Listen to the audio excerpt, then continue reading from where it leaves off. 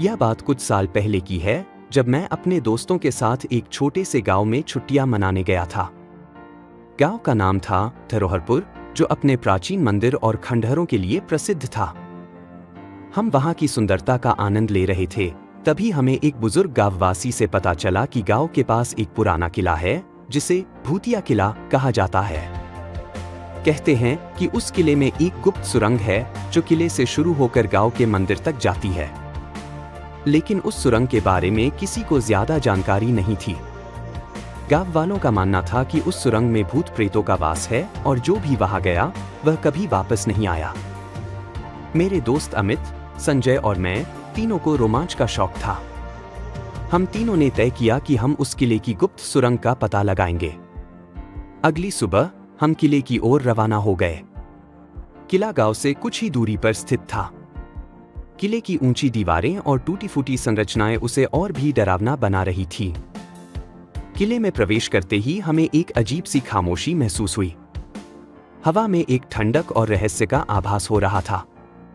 हमने किले के विभिन्न कमरों की तलाशी ली, लेकिन कुछ भी असामान्य नहीं मिला। तभी हमें एक गुप्त दरवाजा दिखाई दिया, जो शायद वर्षों से किसी ने नहीं खोला था।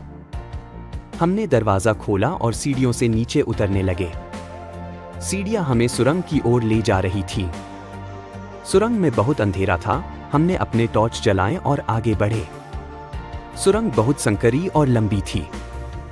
हमें कई मोड़ और घुमावदार रास्ते मिले, लेकिन हम अपने रास्ते पर चलते रहे। थोड़ी दूर चलने के बाद हमें सुरंग की दीवारों पर कुछ चित्र और लेखन दिखाई दिया। वे प्राचीन समय के थे, जिनमें किसी रहस्यमयी कथा का वर्णन था। हमने ध्यान से देखा तो पाया कि यह सुरंग राजा विक्रमादित्य के समय की थी, जिन्होंने अपने खजाने को इस सुरंग में छुपाया था। हमारी उत्सुकता और बढ़ गई। हमने सुरंग में और आगे बढ़ने का फैसला किया। थोड़ी देर बाद हमें एक बड़ा कक्ष मिला, जिसमें कई प्राचीन वस्तुएं और धातु के बक्से रखे हुए थे।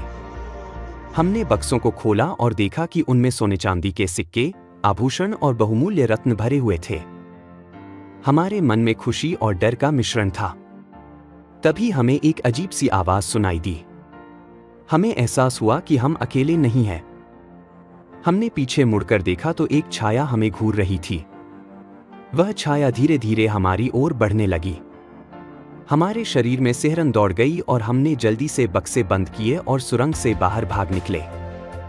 बाहर आकर हमने गांव वालों को इस खजाने के बारे में बताया। गांव के मुखिया ने फैसला किया कि इस खजाने का उपयोग गांव के विकास के लिए किया जाएगा। उस दिन के बाद से हमने किले की सुरंग में दोबारा जाने की हिम्मत नहीं की, लेकिन उस रात की रोमांचक और रहस्यमयी कहानी आज भी हमारे दिलों में बसी हुई है।